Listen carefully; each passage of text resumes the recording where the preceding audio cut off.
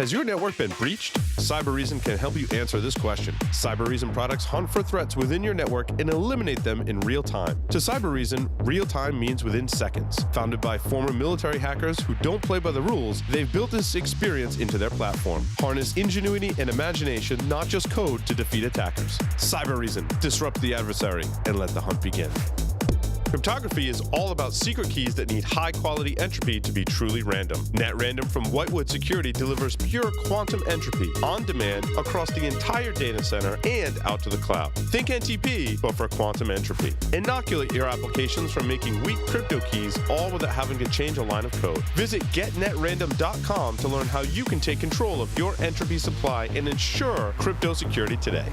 Signal Sciences is the industry's first web protection platform that works in any cloud, any container, any platform as a service, and any modern application architecture. The Signal Sciences web protection platform can be deployed in next-generation WAF, RASP, or reverse proxy modes, giving customers ultimate flexibility and coverage. Protect your web applications with Signal Sciences web protection platform. Signal Sciences, protecting applications, connecting teams. For more information, check them out at signalsciences.com/PSW. The average time between being hacked and realizing you've been hacked is 1 year. Can you afford to let an intruder roam your network for that long? Can your company weather the fallout when this comes to light? Black Hills Information Security can find the bad guys in your network and train you to do it yourself. Email consulting@blackhillsinfosec.com to find out how a hunt teaming engagement can help you find a persistent threat in your network. Welcome back, everyone, to Paul's Security Weekly. Want to thank our new and latest sponsor, Whitewood Security. Richard Molds was on episode 527. You can go back and listen to that. You weren't here for some of the... There was the interview with Richard from Whitewood, and I think before that, Don Pizzette, maybe it was after, I don't remember which, Don Pizzette came on and gave a technical segment about generating entropy on Linux systems. And I learned a lot about the whole, I always knew you random versus random kind of thing and how difficult it is for computers to generate entropy. But in today's modern world of development, containers, cloud, applications, we're kind of running out of cycles to generate entropy for proper crypto keys, and that's somewhat problematic. So it's really cool. They make a great solution for that. So I'm happy to have them on as a sponsor. Yeah, I just want to chime in, Paul. I loved that segment. I was there that day, and I've actually installed their software on at least one system. And the thing is that virtualization, whether it's host virtualization, and then beyond that, micro virtualization on the app side, works against the ability to be able to generate sufficient entropy. So, it's really cool. And I want listeners to do two things for us. Subscribe to our mailing list to the Security Weekly Insider. You can go to securityweekly.com/insider. We'll send you exclusive updates and invite you to all of our webcasts. And number two, go to securityweekly.com/subscribe and subscribe to all of our shows. We do now, I lost track, 6, 7 shows. So there's this show, 7, there's this show. There's Enterprise Security Weekly, there's Startup Security Weekly, there's Hack Naked News, there's Tradecraft Security Weekly, there's Secure Digital Life, and there's the Stogie Geek Show. That might make 8, I'm not sure. I lost track. But anyway, those are all of our shows. You can find all of them and subscribe to each of them individually, securityweekly.com/subscribe. There's a whole network of shows beyond this one, so go check them out. And we're going to be getting a new teleprompter, so fucking thing. Anyway, I think everyone is still... It's sad that you need a teleprompter, but when you get older, your memory does go. It does go. It does. It happens. I'm 40 now. It's all downhill from here. It's all downhill. It's all Gravity downhill. gives you direction. It's like it's. You have children that are 40, Jack. So you must, you know how to relate. Yeah. Well, And I have not a girlfriends who are 26. You have girlfriends that are nowhere close to 40 now. They're not girlfriends, no matter how they dress when they come. But you'll have to catch me when I'm doing stand-up sometime to hear more about that. No matter how they dress when they come, huh? Well, surprising. No, they're not dressed when that happens. I'm really confused. I'm not there either, so I really don't know. Oh, man. Okay, this is a family show. Family show. Where do you think families come from? Show. Family making show. Nice one, Mick. Where do you think families come from? So surprisingly, Matt Toussaint is still here with us. Yay, Matt! God forbid. He is a brave man. Hopefully he gets some speaking time in this segment. Mick Douglas is still here with us, making a reprise to the Security Weekly news discussion. Joff Dyer is still on the lines. Mick got his Skype. time on this show 7 years ago, so... What are we going to talk about first? Oh, let's talk about Windows Phone being dead. Isn't that so passe? But I think this is a security news story because now when you're doing your mobile security plan for your organization, now you really don't have to worry about Windows Phone. You can just tell everyone that has a Windows Phone to throw it away, go get an Android device, and my recommendation is a Google Pixel, Google Pixel 2, or go get an iPhone.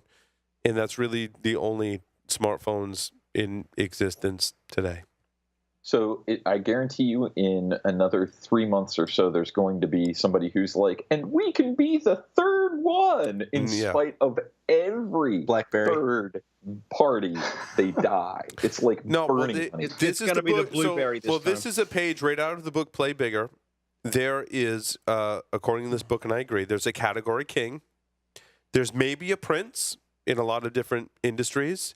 And then there's everyone else who's a peasant that most people don't even know of. So you can look at Uber and Lyft. You can look at Apple and Android. Oh, you had to go Uber and Lyft. So there's the misogynist douchebag and then the white knight. I'm not saying either of those are good companies. Right. And then there's London black taxis where they actually know where they're going.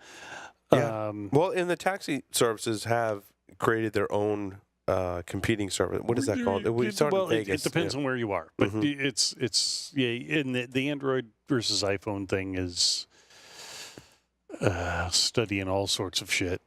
I miss all sorts. Well, because Android's not just Android; it depends on who is making the phone. Right. It depends on who's making the phone and what carrier you're on. Because I find it really annoying. So I just got my 9-year-old son an Android phone. It's a Samsung L3. It's a really nice phone. Your son is 9? My son is 9. Holy fuck. My oldest son is 9. I am old. Dude, holy and he has a phone now. And now I text him things like, hey, can you help me with this? And he just texts me back. He's like, no. Like, oh, okay. Dude. I'm like, that's par for the course. In any case, I can't uninstall the Facebook app because I'm like, he's not ready for Facebook yet. And he has free reign on the phone. I don't restrict him, and twice now I've had to reset it. But I'm like, hey, you know what? You learn to be a hacker. It's cool. You learn what you need to learn on your phone, dude. Like, I'm not restricting you. If you're gonna blow it up, we'll just reset it. Yep. You know, like that's gonna happen. You haven't had the porn experience then yet. Not yet. I'm sure that's in my future, but I can't uninstall certain apps when they come with Samsung, and that greatly annoys me that I purchased. I bought the phone outright. I didn't even get it as part of the plan. I want to own the phone. Yep. And I have no. How come I can't control the software on this device? That irks me a lot. I do have some fatherly advice for you, though, Paul. When you do have the porn experience, and it will happen, the appropriate response is show this to your mother and explain why you're interested. Yeah, I like that approach, Joff. I like that. There's the other one is no, mommy and daddy don't do that. Why not? Ask your mother. Ask your mother. Right. Now, what's interesting, speaking of porn experiences, we're working on our internal application here.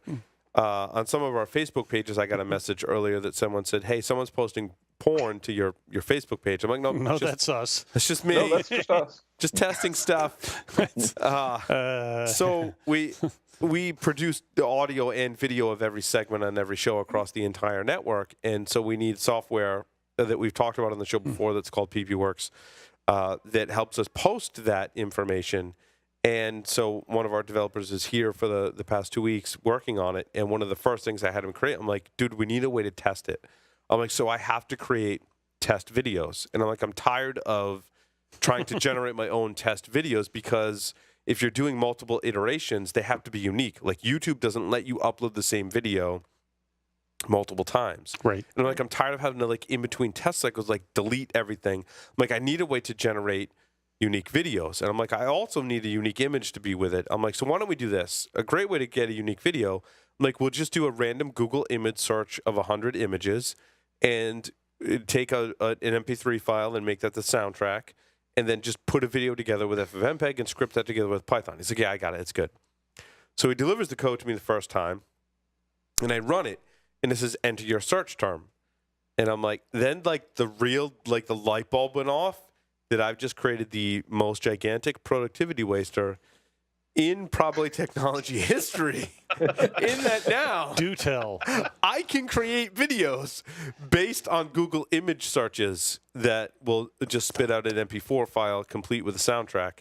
What could possibly go wrong? So I've got this research project that I'm working on that is experimenting with Let me guess that your research project involves breasts. How did you know, Jack? I need to play the lottery on the way home because clearly I'm psychic. Clearly you're psychic.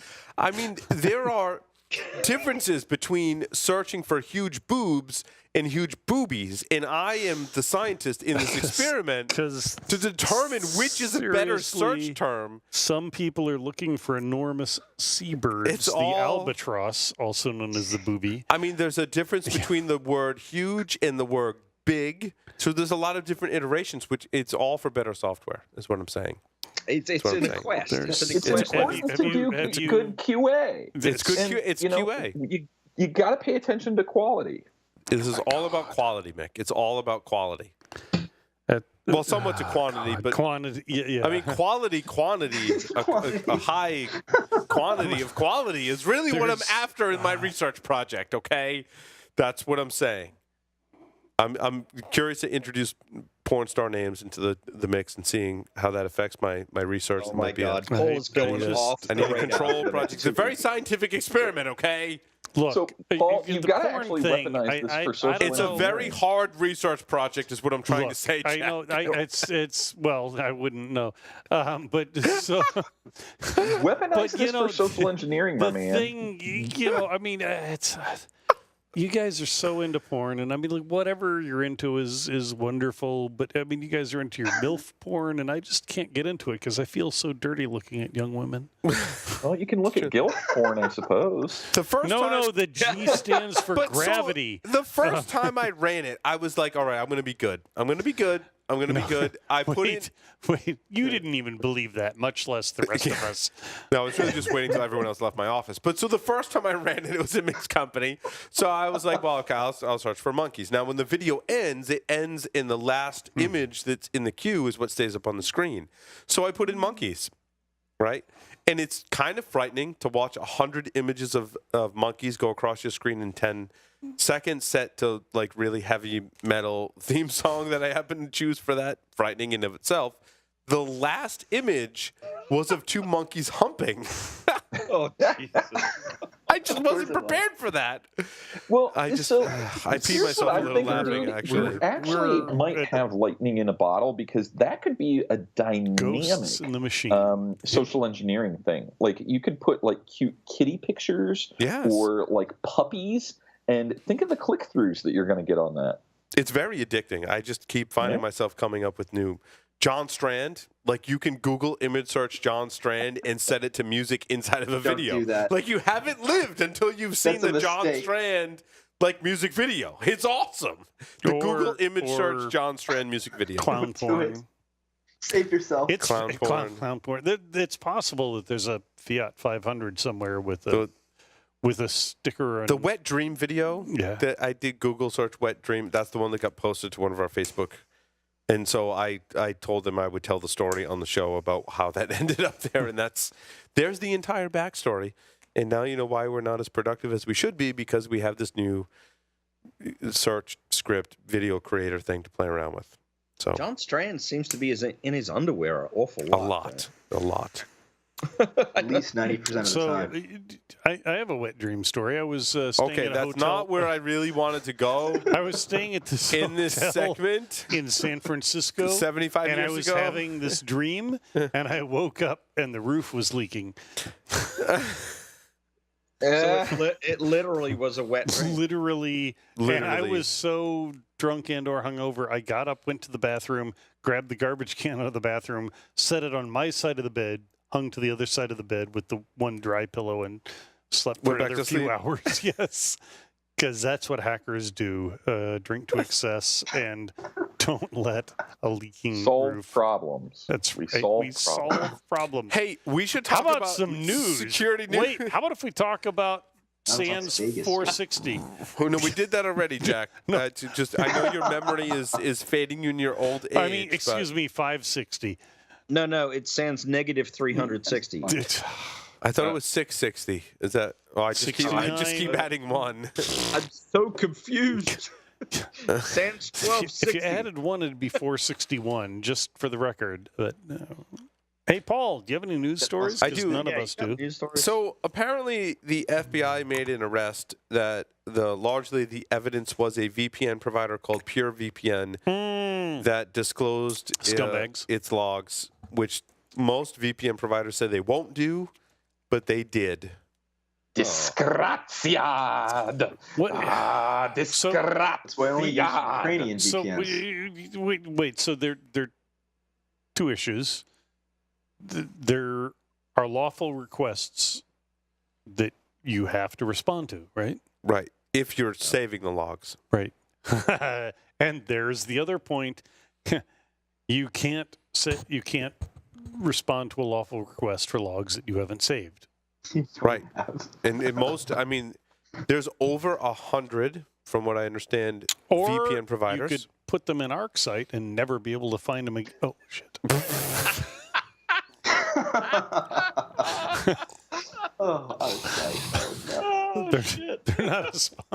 They're not a sponsor. Are they? Nor will they ever will be, Jack, thanks to you. Just exploded that bridge. It's okay. The other option you have is you could use a extra national party where, like say Switzerland, where they go, oh, what is this little warrant? This is cute. We'll use it for chocolate wrapper. It's like Wolf of Wall Street kind of thing. But even still, he was... Good thing you and I know nothing about using VPS and other providers in Switzerland, was it Turkey? And Moscow. And, oh my God! Hey Jack, can I use your lab for a bit? I mean, Bob, can I use your lab for a bit? Pretty much, it was Bob's lab. It was Bob's lab. I still have that data set. That was the best data set ever. We gonna do that? Can we do that again? Yes, when I can we get in on that? We need to get in on that. We need to do that again. We need to do that again. I think there are plenty of Kaspersky resources not being used right now. We could probably. Too soon. Oh, so, can someone tell me what the hell happened with? So, the way I understood it, nobody can tell you. Nobody can tell me with any definitive answer. But ask Eugene. It's an interventive weapon. The Israelis hacked into Kaspersky and found that Kaspersky was using its technology to spy on the U.S. Did I get that correct? Is that how it played out? Just make sure. They were listening to API calls and the data streams across them, is my understanding. Interesting. The Russians were. Allegedly. Of course, everything is allegedly. The Russians. Allegedly, the Israelis found the Russians of using Kaspersky to spy on the U.S. Gotcha. And this comes after the mandate from the U.S. government not to use Kaspersky. Allegedly. On the other hand, if anyone thinks spying is new, well, it's not. It's not. No. If anybody thinks abusing function, but nor are mandates by the U.S. government not to use technology. Checkpoint what? The checkpoint is a shining. Yes. Even though Israel is one of our allies, there was still a mandate not to U.S. and Israeli relationships are complicated. It's like your relationships; they're complicated. Look, so complicated in and fleeting. Right? I've said this before. In Facebook, they have it's complicated, but that's just one. There need to be degrees. There's degrees of complication. That's kind of complicated. Yeah. The U.S.-Israel relationship requires PhD. Complicated is Stevie Nicks, Lindsey Buckingham complicated. yeah, there it is. Right. I don't even know what that means. What does that mean? That's so complicated. So I don't know there what are it means. some old people who understand Fleetwood Mac, right? Oh, and so was that like a band fight? For Matt, it was not a fight. That was a band. It was, believe me, fighting was part of it, but it wasn't the best part of it. But yes, so they're this complex relationships. The best part wasn't the music? Is that? Was the sex. Sex with Stevie Nicks. Oh. By the way, for the children, Lindsay is the guy and Stevie is the woman. Oh. Stevie is the girl. She is make the a Google image search movie out of that or something. But anyway, so there are different degrees of it's complicated. And the U.S.-Israeli relationship is Stevie Nicks, Lindsey Buckingham complicated. Okay. For the 3 people my age who get it. That was very specific, Jack. I'm not your age, but I get it. Yeah. Well, Joff is educated. That's true. Joff's a heavy metal rocker. I mean, that's one of the things that not enough people know about. But what I find so weird is that, I don't understand why people think that we have to be Russia's hacking us, China's hacking us. We're hacking them. I mean, for goodness sakes, 21st century diplomacy is What's that? Here we go, Dad. Come in the frame. No. Dad's hanging stuff in the background. Come here, Dad. I'm visiting my folks, and Dad wants to get in the shot. That was a beautiful floral bouquet. Yeah. Were those real or fake? Those come in the shot. He's wearing his Raiden hat. Look at this. Here we go, Paul Douglas. He's camera shy. There's no way that I can deny that we're related. That's true. It's a very nice hat. Yeah, baby. Nice to meet you, Mr. Douglas. 21st century diplomacy is one hacking another. I mean, Germany wait. is an ally. As opposed to 20th, 19th, 18th, 17th, 16th. Touche. Jack was there for all of those. Everybody, by the way. Just we're doing it online now. At least 3. It's totally off the rails, guys. Why am I not here every week anymore? Trevor, forget. The joy of watching you lose control of your show and your enterprise. Next Can we go back? Story. If only we would fit in that little tiny office in your basement again. Can you fit the 42 people in the next room in there? That'd be brilliant. I think sheet of plywood on the pool table. Jack now wants to give you the first-hand account of the War of 1812. So, thank you, Jack. And the next story. And it was the roast beefs and the frogs. Joff gets the gold star for keeping the show on the rails. There you go. The next story is talking about Pornhub. Oh, thank you, Joff. So we'll go back to porn. Let's go back to porn. Back to porn. That's different. Warning, story number 5. Millions of Pornhub users hit with malvertising attack. Oh, my God. Imagine this. You could get owned if you're surfing porn on your computer. Because no one does that. I mean, it's really smart on their part. Days back again. That's all I've got to say about it. It's good to be back. Good to be back? From where? I think as opposed to everything else is hacking. He's going to get us all pwned just by clicking on the story. 99% repeated, of course, the internet.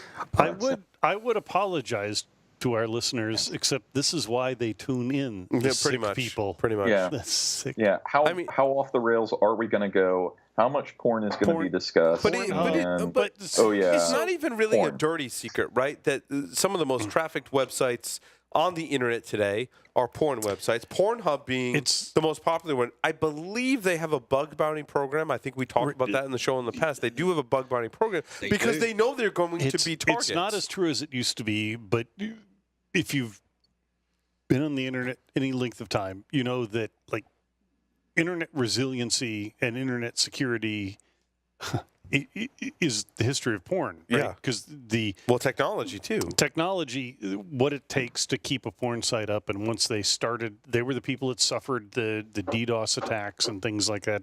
So a stunning number of advancements came out of the porn industry. Whether or not you're into that thing, whether or not you believe it, the reason that you can get to your news site is technology that came out of lessons learned from pornography. What's interesting too is that in my 17 years in this industry, I've met very, very few. Your experience is almost enough to get you into a bar slash GIF or something. Something like that. But I've never met someone that said, "Yeah, I do security for pornography companies." I know someone who does. Okay.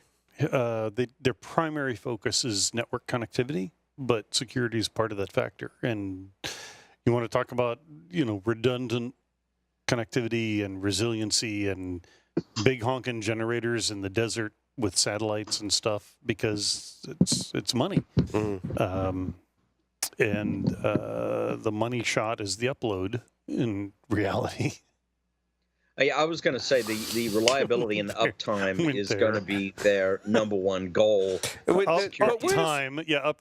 But does this hit Pornhub's bottom line? Where does Pornhub make their money? Uptime is going to be their number one goal. Is it? Do they take money from their users, or they rely on ads, or both? In either case, uptime is important to them, and not being hacked is important to them, right? Right. And I have no idea. Come on, adult conversation, Jack. Adult conversation. So, it's an interesting study in how you protect your users, how you protect your content, and no matter what your views on pornography are, there are a lot of lessons to learn from the history of internet pornography as far as availability, scalability, uptime, security, security, redundancy. And there's the extortion angle of denial of service, DDoS stuff. But they've always been a source of the malvertising attacks, right? But the malvertising attacks, right? Right. Like back in the day, I went to porn sites, and then all of a sudden, like your family members and friends would call you up and be like, "I got a virus," and you're like, "What were you doing?" I went to a website. So what kind of website?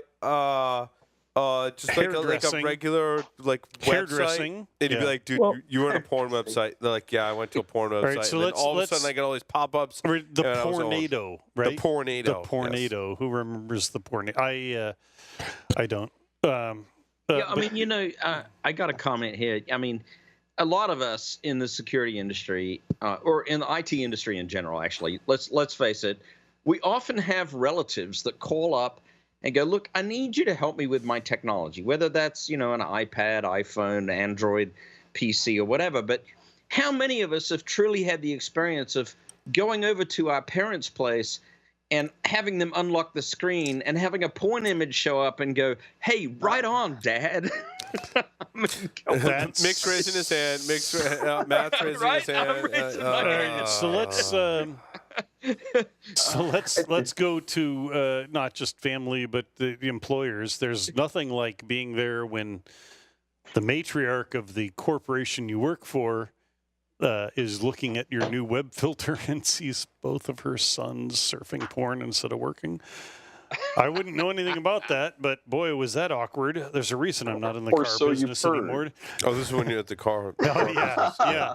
Like, cut that off. Yeah, cut it off. It's like, no, you have to cut his dick off.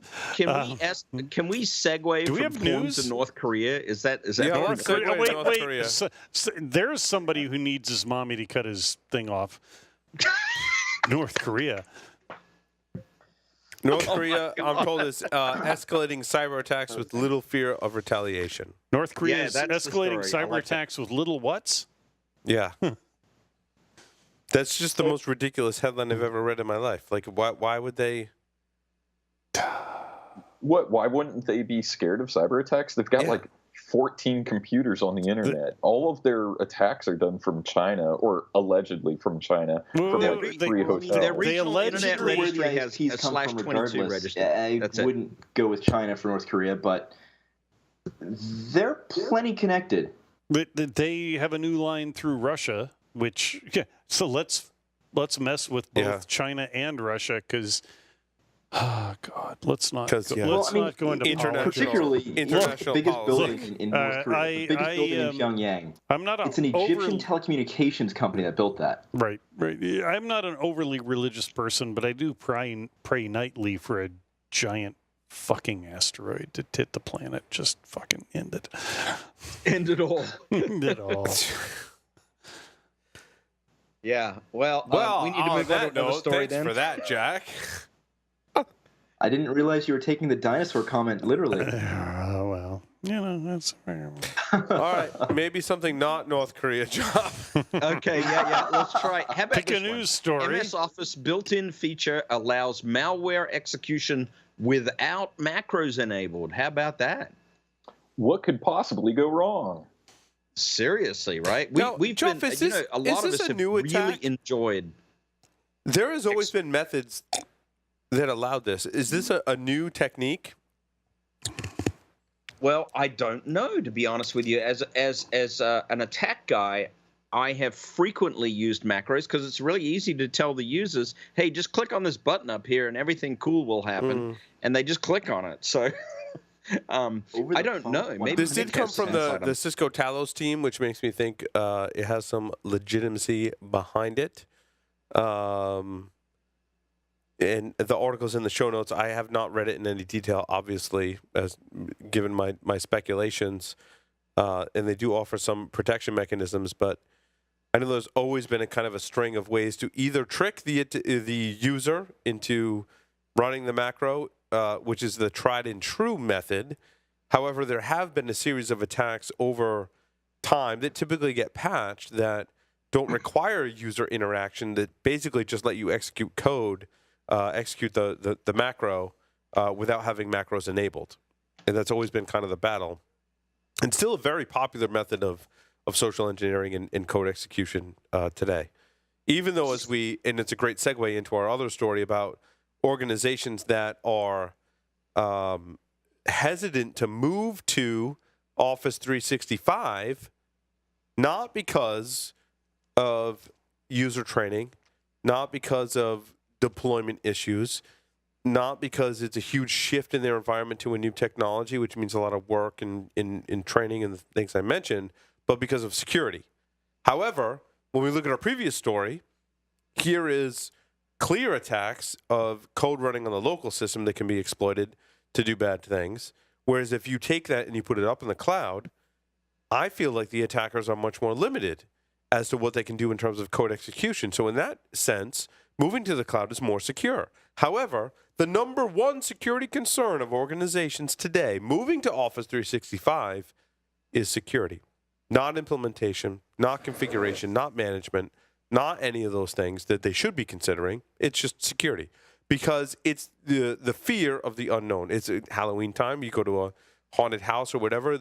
Your fear is largely based on the unknown because it's really dark and you don't know what's going to happen next. And I really feel like that's what fuels people's hesitation to move into the cloud because they don't understand because it's someone else hosting their application. When in fact, Microsoft could probably, in most cases, do a better job of hosting your application in the cloud. If only Microsoft had ever heard of phishing. Because if you're an Outlook.com, if you use Microsoft's mail services and don't give them extra money to secure your shit, you're fucked. Yeah, Microsoft has never heard of phishing. The number of phishing emails I get about my Outlook.com and Hotmail.com and Live.com accounts being over capacity. So Microsoft's doing a bad job of filtering out phishing attacks. Microsoft can't figure out people who are phishing. Google does a pretty good job in their spam and phishing. Yeah. Google is really bad at putting legitimate shit from people you communicate with continuously in spam. Microsoft is horrible at self-phishing based on your live.com account or O365 account is going to be cut off because you need to update this. And they have no concept of it. And multiple people at Microsoft have challenged me on this, and I have forwarded them folders of shit, and they never respond, even friends. Like, oh, no, we don't give a fuck about you unless you give us more money. Right. But to your point, the rest of it is cool. Now, there's still issues. You know, if you're an Office 365 user and you do the auto-save thing, which they turn on by default, what that really is good for is locking your applications continuously because they fucking suck. So to give a little technical detail, though, the actual fuck exploit... Microsoft, fuck Google, fuck Apple, fuck everyone. Write your own code and then don't use it. Okay. Because you write your own code properly. There we go. If I just summarize security, fuck Microsoft, fuck Google, fuck Apple, write your own code, but don't be dumb enough to use it. Pencil and paper and a fire. Okay, at the end I don't know why, show, but that Jack reminded me of a T-shirt that I saw today, which was when you have a coding problem you can't solve, you 0, Google for it, 1, go to Stack Overflow, 2, pray, and then it like fast forwards like number 9,763, interrupt one of your coworkers who's wearing headphones. I don't know. I was going to say number 9,999.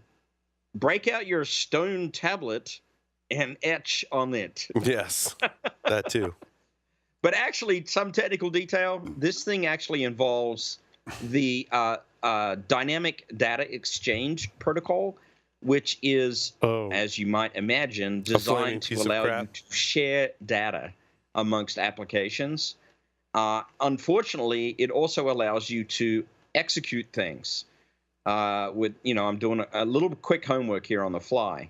And so that's why it is macroless, but yet dangerous. And so that gives me a homework item for the weekend to write an exploit of my own. What happened with Equifax? That's kind of the last story here. That one guy wasn't paying attention to the patches, and he forgot to notify everybody. But Bob, you had one job to do. One job. Bob, you fucked it up, Bob. Apparently, they took down a help page. Crazy.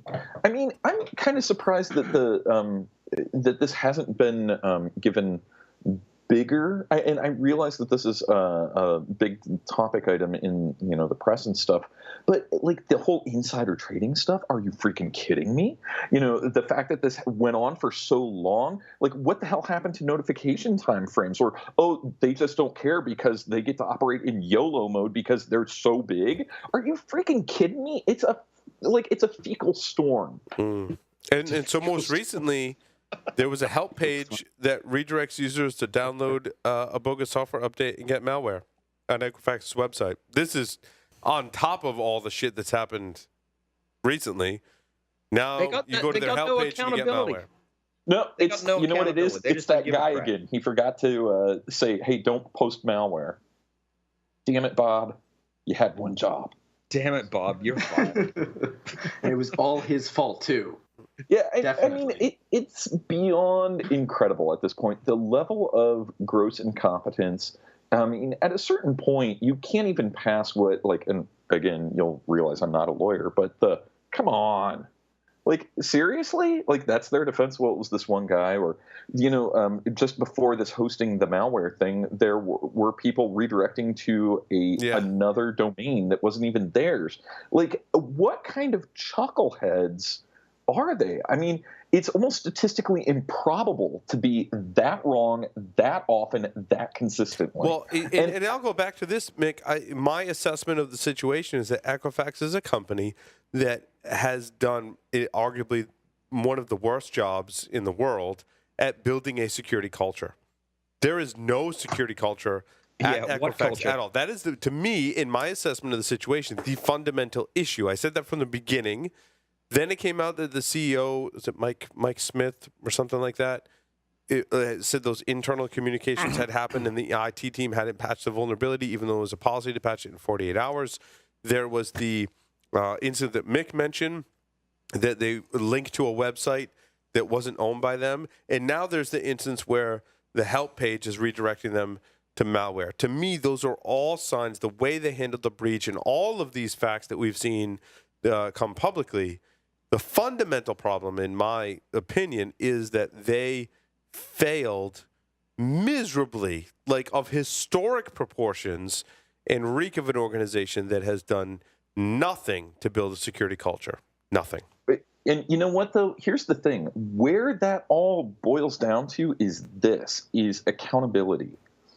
I cannot believe that somebody would have the audacity to say, I'm the CEO, but I was asleep at the switch. That's essentially what they said. You know, there's a reason that senior management and executives get paid what they are paid, and that's because they're the ones who are accountable. But I've heard nothing of that. That's the thing that actually is more damning to me. I get that you can have an organization where there's mistakes made. I get that an organization of that size is going to have vulnerabilities that they might not know about. The problem that I have is there is nobody saying the buck stops with me. And that's the thing that I find just criminal. Well, accountability is certainly part of security culture, Mick. I think you make a great observation, right? And I think that as the CEO of an organization, that you need to be the person who's asking those questions about policy and procedures and saying, hold on, wait a minute. You mean the critical software that runs the business, if we say there's a critical vulnerability or you need to update something within 48 hours, going to the whoever the manager is and saying, hey, Jack, you know, like your team, if I give you 48 hours to fix something, like, can you do it? Like, he never asked that. To my estimation, he never asked that question. Because Jack would probably say, Struts is a framework. Like, that's the way we're structured now. Like, that's not going to happen. A good CEO asked the question, Jack, what do you need to be able to make updates within 48 hours? What do you need? Tell me what you need. Jack would be like, well, you know, I need a couple more developers. I need a 3-month project to make that happen. That conversation should have happened years ago. And they should have been in the situation where mission critical software that runs my business got to be updated. If that's your policy, if that's what your advisors are telling you, why aren't you enabling people? Yeah. Your job as a CEO is to enable people in your organization to do their job. Obviously, that was not happening in Equifax at all. There is an assumption that's been made widely that was their critical application, that website. That's wrong. Because their critical application was whatever they used to sell you and me down the road. Right. Yeah, exactly. I'm glad you brought that up, Jack, because it's been said many times in many ways, but we're not Equifax's customers. We're their victims at best. Yeah. Fucking dead on, Jack. Dead on. Because the issue was not the lack of accountability. Another way of saying this, the lack of accountability is the fact that they weren't accountable to the data that they were protecting from us, right? Why should they protect our data? We're not giving them any money. We're just cattle headed for slaughter. They were already giving our data to other, selling our data to other people. I'm going to redact right? the name of the various banks that have dealt with things, but like, according to Equifax and the rest of them, but these people are by far the worst in their industry to deal with, having dealt with all of them. It's like, oh, by the way, I currently own a home and real estate elsewhere and have no mortgages, and therefore my credit rating has collapsed recently because it would be work for these imbeciles to know what assets I have. They simply don't care. It's like, you're upside down, but you pay regularly. That's magical. Because they're screwing their customers as well as those of us whose data we haven't even entrusted, right?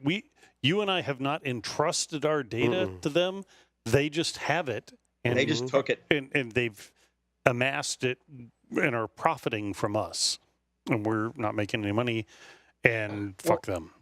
I've got a more sobering. I'm so on Jack's page here. I am just so angry that there's no accountability to the business. There's no accountability. There's So here's a more sobering. Wait. You need to go in a There's a malicious second. degree of Hold on, Jack and Mick. Jack and Mick. Mick, hang on just a second. I just want to say I wish Equifax were a German company because I would love German privacy regulators to get hold of Equifax because then we'd be back to Pornhub to what they would do to Equifax.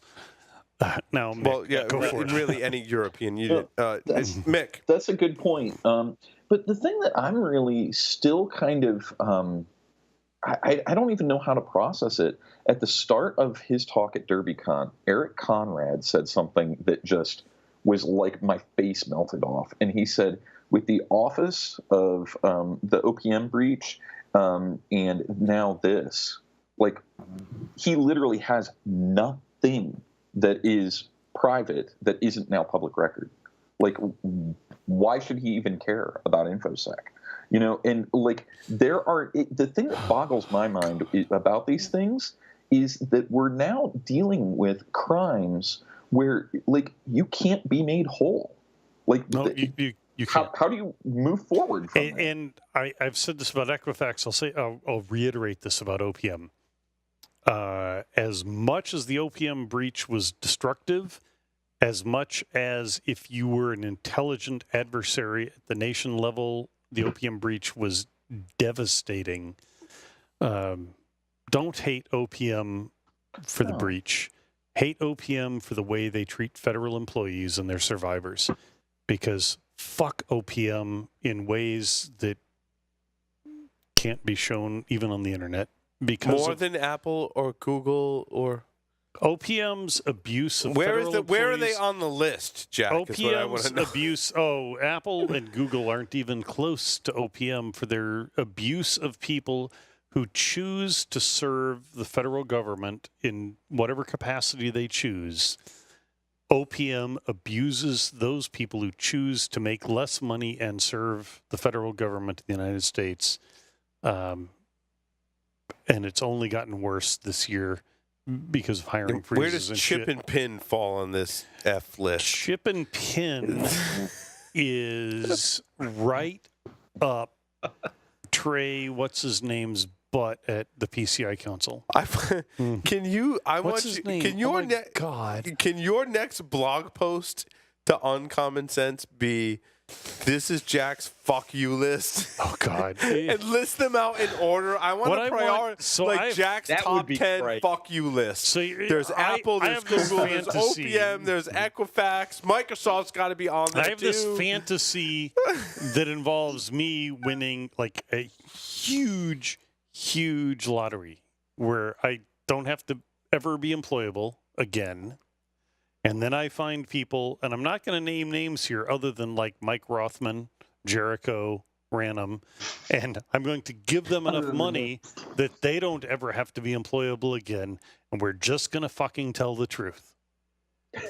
Can you start like a Kickstarter or a GoFundMe campaign to fund this? Because I think we might be. This could be entertaining enough that we would I would give money to this cause. So it's going to start. I mean, I don't want to give anything away, but it's going to start with SC Magazine, more stars than the fucking Milky Way, and it's going to get ugly after that. Oh my God! You're going to start the GoFundMe campaign to fund to settle, come up with a number. That's your goal, and then the security community is going to give money to it. The reward being it's a no-holds-barred interview, blog post, paste bin, whatever the hell it is. It's going to be like a series. There isn't a whole series of information. There's going to be a series, a podcast, Paul's Fuck You Weekly. Yeah, we'll just fuck it. We'll just put it out there. There's no sponsors, no money. We'll get the information out there. Hey, to the engineers, let's put the explicit tag on this one. Jack's here this week. Explicit tag. Welcome to Information Security Truths with Jack Daniel. No, I think we need to call it the Fuck You list. I think that's right in the title. Paul's? No, not Paul's. No. Hold on, not Paul's. Not Paul's. Jack's. It's Jack's Fuck You List. Weekly. Fuck You List Weekly. This is Yes. It's like you start with number 47 and work your way back to 1. It starts with that girl in high school who promised. Well, never mind. I can totally see that show, though. The sponsors would go something like this. And this week is sponsored by blah, blah, blah, who's only 10,000 on this list, which is pretty okay. Which is pretty good. Like, they're pretty good. Yeah, it'd be like 10,000. That'd be... That'd be like Bullet. No, I like how he can't even think of someone he likes well enough to put him at 10,000. He doesn't think about I don't know if I like anyone to put him at. Bullet would be around 200 now that it turns out that they're homophobes and disown their own daughter. Bullet might even rank higher than theirs. Jerks. Yeah. Shit, we drank them tonight. God damn it. But I thought we were boycotting Bullet. Shit, I just forgot about that. Anyway. I don't listen, by the way, if you're watching, no one tell me about Peychaud's family. Holy shit, I love their bitters and their aperitif. If you can't find it, try the Peychaud's aperitif and champagne. What happened with Peychaud's, do I dare ask? I know nothing, and I don't want to know anything. I love Peychaud's bitters, makes proper Sazerac. Peychaud's makes an aperitif, aperitivo, because they're pretentious, or New Orleans, or whatever. It doesn't. But it's Peychaud's aperitif and champagne. They make an aperitif. What is that? So it's like a champagne? It's a spicy wine, let's say. Yeah. Okay. To simplify it, Yeah, but it's delicious. It's Peychaud's way too fancy for me, apparently. It's bright red like Peychaud's bitters. 2 parts that, 3 parts champagne, a little splash of club soda. Gotcha. They say lime, maybe not. It's brunch in a glass. I'm not saying that I drink it early in the morning. But Pedialyte to that? No, I do not. But I would remind our listeners. Crush up some aspirin and put it in there. I would remind our listeners that you can't drink all day if you don't start in the morning. Oh, there you go. Hey, Jack, just for your own edification, I did some real quick OSINT on Peychaud's, and apparently they're just known for puppies, rainbows, and helping old ladies across the street. Bright red, slightly sweet bitters. Oh, my God. We totally need a T-shirt with Jack's face on it that says, "You can't drink all day unless you start in the morning." And it's Jack, like, holding a glass of champagne or something. A bottle of champagne. Next T-shirt, it's going to happen. That is the next Security Weekly T-shirt. You heard it here first. Are you listening over there in the other room while you're giggling over your tequila? Yeah, they're working the on bottle's that missing. The production staff stole back the bottle of tequila. So that's like story number 14, right? It is. It is story. Are we fucking done? What? I think we're done. Aren't we done? I think we're done. I don't think Matt got a word in edgewise in this entire segment either, Jack. Again. Matt, you're just going to have to Welcome to the family, Matt. It's really hard to say anything. I can't even get in a word in edgewise, Matt. And, okay, with that, that concludes this episode of False Security Weekly. Consider my background, Thanks, everyone, for listening. Over and out.